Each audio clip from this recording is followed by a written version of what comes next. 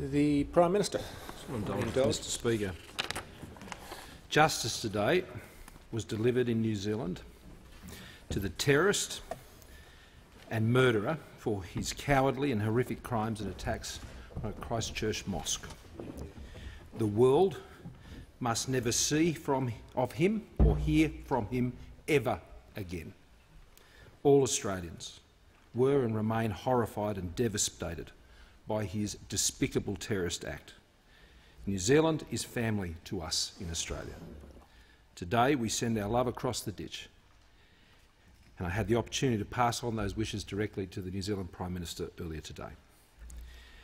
But out of the horror of this event, I simply want to refer to what emerged as an incredible grace and beauty in the form of Farid Ahmed, who I met with Jenny at the memorial service in Christchurch at the time, and again when he came to visit me in Sydney in March of this year.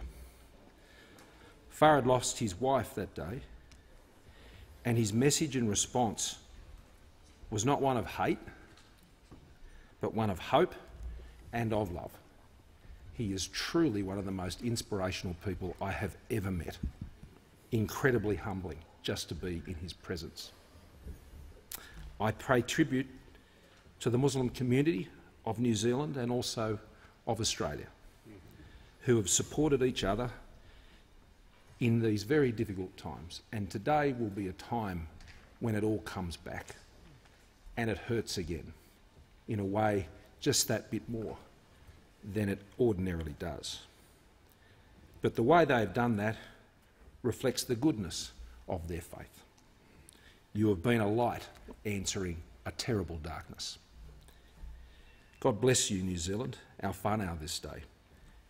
May it be another day of healing for everyone affected by this terrible terrorist atrocity. The Leader of the Opposition on indulgence. Thanks, Mr Speaker. Today in New Zealand we have seen justice, the civilised response to an act that was anything but. It was an act of terrorist violence, coldly and cynically calculated to push people apart, to sow division and tear a society apart. Innocent people, defenceless, in their most sacred place, in peaceful prayer, in solemn respect of their faith. Prayer is a time which should be sacrosanct. Instead, we got the ultimate atrocity. In the end, it only succeeded in bringing the people of New Zealand closer together.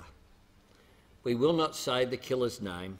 We will not speak of him other than to acknowledge that he was one of ours, an Australian, who cast such a terrible shadow over our dear neighbour. We can only hope that from today New Zealand can begin the long process of healing. We can only hope that after an act of such premeditated, merciless cruelty, today's sentence can at least bring some small measure to those left behind. We remember every life that was lost in Christchurch on that most awful of days. For those still grieving them, wishing that their loved one could one day come home again. Maybe even today's decision might just make it a little bit easier. It won't change things, but may their sadness be softened by the knowledge that their loss brought a nation together. To New Zealand, we stand with you. To the Muslim community, we grieve with you. Hate will not divide us. I thank both the Prime Minister and the Leader of the Opposition.